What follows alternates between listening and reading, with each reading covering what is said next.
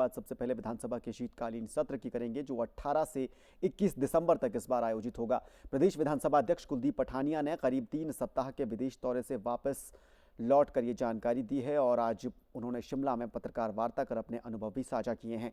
इसके साथ ही पठानिया ने राज्यपाल द्वारा प्रदेश विधानसभा के शीतकालीन सत्र की स्वीकृति की जानकारी भी दी। उन्होंने बताया कि धर्मशाला के तपोवन में विधानसभा का शीतकालीन सत्र इस बार 4 दिन का होगा। 18 से 21 दिसंबर तक आयोजित मौजूदा सरकार का ये 7वां सत्र होगा। दूरदर्शन संवाददाता से इस दौरान उन्होंने खास बातचीत की है।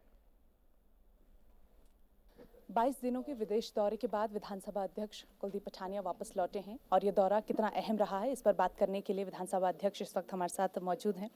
सर, पहले तो बहुत बहुत स्वागत आपका। और इंटरनेशनल कॉन्फ्रेंस और इसके अलावा कुछ देशों का दौरा विदेश दौरे में शामिल है, कितना अहम रहा? अपनी दृष्टि से जहाँ तक लर्निंग एक्सपीरियंस है, एक्सपोजर की बात है, उन देशों के अंदर जो राजनीतिक वातावरण है, सामाजिक जो वातावरण है, वहाँ की जो व्यवस्था है, उसको जानने में ये दौरा जो है मुझे बहुत बेनिफिशियल रहा है, ऐसा मैं मानता हूँ।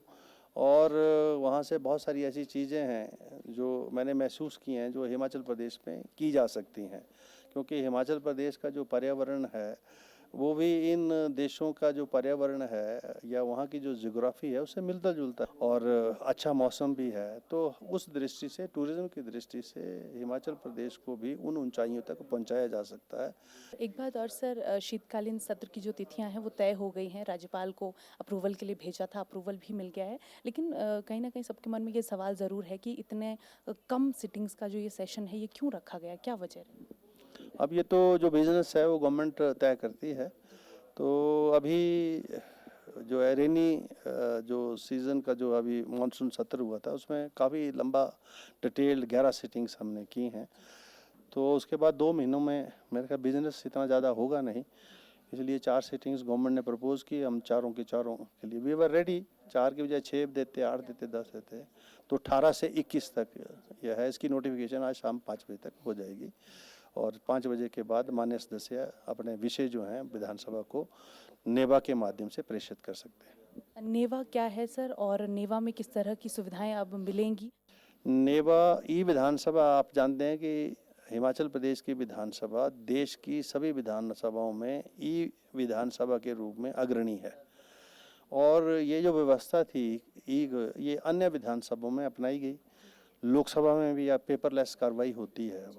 अब सारी लोकसभा ये चाहती है कि सारी विधानसभाएं, लोकसभाएं एक ही फोरम के ऊपर जो है उनकी प्रोसीडिंग्स अवेलेबल हों। ऐप के ऊपर सारी विधानसभाओं की कार्रवाई आप देख सकते हैं। आपको विधानसभा टिक करनी है और उस विधानसभा के अंदर क्या हुआ क्या नहीं हुआ ये सारा आप जान सकते हैं। और अब हिमाचल विधानसभा भी जो है नेवा पर आ गई है। सर, आखिरी सवाल आपसे, अर्थव्यवस्था को लेकर आपने चिंता जाहिर की है कि आप मुख्यमंत्री और विपक्ष से बात करके एक खास सत्र भी बुलवाएंगे। कुछ ऐसे विषय हैं जो प्रदेश के विषय हैं।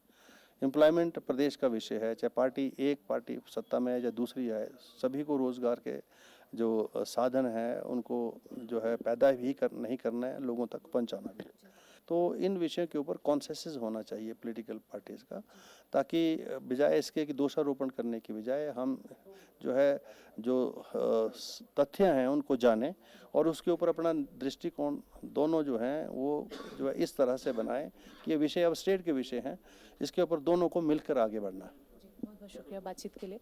विधानसभा का शीतकालीन सत्र है, उसकी तिथियां भी तय हो गई हैं, राज्यपाल की तरफ से मंजूरी भी मिल गई है। कैमरा पर्सन ऋषिपाल के साथ हेमलता शर्मा, टीडी न्यूज़, शिमला।